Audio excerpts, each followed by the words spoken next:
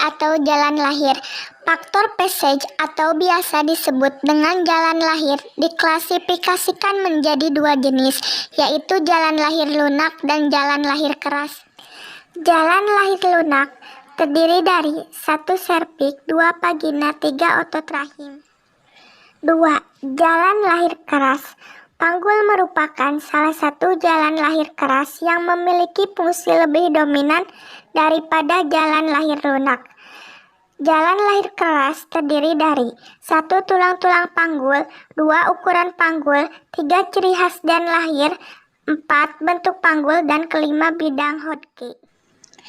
Tulang-tulang panggul terdiri atas 3 buah tulang, yaitu os coxae, os sacrum, dan os coccygeus. Yang pertama, os coxae atau tulang innominata terdiri atas 2 buah tulang, yaitu kiri dan kanan. Os coxae merupakan fusi dari os ilium, os ischium, dan os pubis. Yang kedua, os sacrum. Os sacrum berbentuk segitiga dengan lebar di bagian atas dan mengecil di bagian bawahnya. Dan yang ketiga, os coccygeus. Os coccygeus berbentuk segitiga dengan ruas 3-5 buah dan bersatu. Pada saat persalinan, tulang tungging dapat didorong ke belakang sehingga memperluas jalan lahir. Bentuk panggul. 1. Panggul ginekoid. 2. Panggul android. 3. Panggul antropoid. Dan yang keempat, panggul platypeloid. Bidang Hodgkin dipelajari untuk menentukan sampai di mana bagian terendah janin turun dalam panggul dalam persalinan. Bidang Hodgkin 1, bidang datar yang melalui bagian atas simfisis dan promontorium. Bidang ini dibentuk pada lingkaran pintu atas panggul. Bidang Hodgkin 2, bidang yang sejajar dengan bidang Hodgkin 1 terletak setinggi bagian bawah simfisis. Bidang Hodgkin 3, bidang yang sejajar dengan bidang Hodgkin 1 dan 2 terletak setinggi spina ischiadica kanan dan kiri. Bidang Hodgkin 4, bidang yang sejajar dengan bidang Hodgkin 1, 2, 3 terletak setinggi os coccygeus. Hanifah dari kelas 1A Kebidanan. Di sini saya akan menjelaskan tentang power dalam persalinan. Power adalah kontraksi uterus karena otot-otot polos rahim bekerja dengan baik dan sempurna. Pada waktu kontraksi otot rahim menguncup sehingga menjadi tebal dan lebih pendek. Kapum uteri menjadi lebih kecil serta mendorong janin dan kantung amnion ke arah segmen ke bawah rahim dan serviks. Kontraksi involunter dan volunter secara bersamaan untuk mengeluarkan janin dan plasenta dari uterus. Kontraksi involunter disebut kekuatan primer, menandai dimulainya persalinan. Apabila serviks berdilatasi, usaha volunter dimulai untuk mendorong, yang disebut kekuatan sekunder yang memperbesar kekuatan kontraksi involunter. Kekuatan yang mendorong janin atau power terdiri dari 1. His atau kekuatan primer. Yang kedua, tenaga mengejan atau kekuatan sekunder. Assalamualaikum warahmatullahi wabarakatuh. Perkenalkan, nama saya Melati Puspita Dewi. Di sini saya akan menjelaskan tentang passenger atau penumpang. Passenger atau penumpang terdiri dari 1. Janin. Janin merupakan passenger utama dan dapat mempengaruhi jalannya persalinan karena besar dan posisinya. Bagian janin yang paling penting adalah kepala, karena mempunyai ukuran yang paling besar, sebesar 90% bayi di Indonesia dilahirkan dengan letak kepala. Postur janin dalam rahim. Yang pertama ada sikap, kedua letak, dan ketiga presentasi. Sikap atau habitus menunjukkan hubungan bagian-bagian janin dengan sumbu janin, biasanya terhadap tulang punggungnya. Bagian-bagian janin seperti kepala, tulang punggung, dan kaki umumnya berada dalam sikap fleksi, serta lengan bersilang di dada. Yang kedua ada letak atau li. Bagaimana sumbu panjang janin berada terhadap sumbu ibu sering dikatakan sebagai letak janin. Misalnya letak lintang, yaitu di mana sumbu janin sejajar dengan sumbu panjang ibu. Letak ini dapat berupa letak kepala atau letak sungsang. Letak Janin dibagi menjadi 3, yaitu 1. Letak membujur atau longitudinal, 2. Letak lintang, 3. Letak miring. Yang ketiga ada presentasi. Istilah presentasi digunakan untuk menyebutkan bagian-bagian janin yang masuk di bawah rahim. Presentasi ini dapat diketahui dengan cara palpasi atau pemeriksaan dalam. Presentasi terdiri dari posisi janin dan kelainan-kelainan janin. Di dalam kelainan-kelainan janin terbagi menjadi 4. 1. Kelainan bentuk, 2. Kelainan presentasi, 3. Kelainan letak, dan yang terakhir kelainan posisi.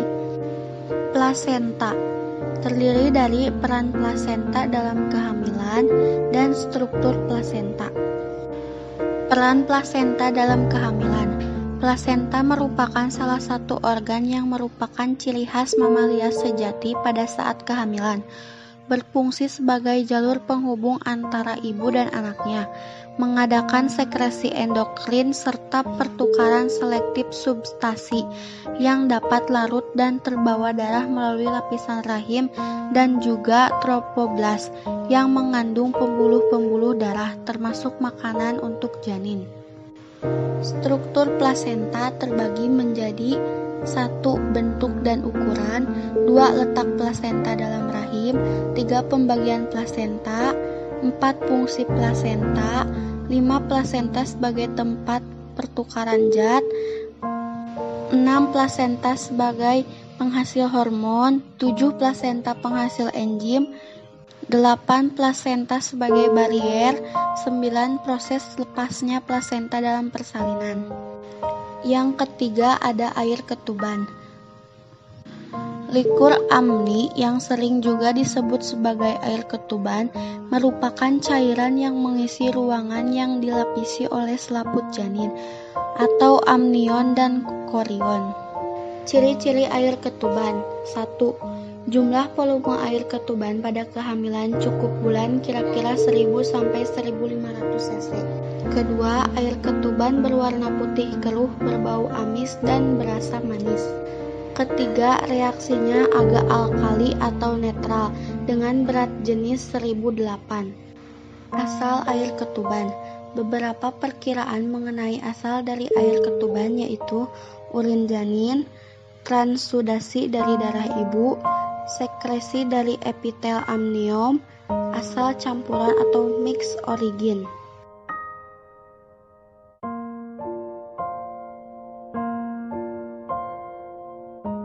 Assalamualaikum warahmatullahi wabarakatuh. Nama saya Siska Nuraini Awe dari BD1A. Di sini saya akan menjelaskan adaptasi psikologis persalinan. Perubahan psikologi kala 1. Perasaan tidak enak, takut dan ragu akan persalinan. Sering memikirkan apakah persalinan berjalan normal, apakah penolong persalinan dapat sabar, apakah bayinya normal atau tidak, apakah ia sanggup merawat bayi nantinya, dan ibu akan merasa cemas pada saat proses persalinan terjadi. Perubahan psikologi kala 2. Emosional distress, nyeri menurunkan kemampuan mengendalikan emosi, lemah, takut, dan kultur.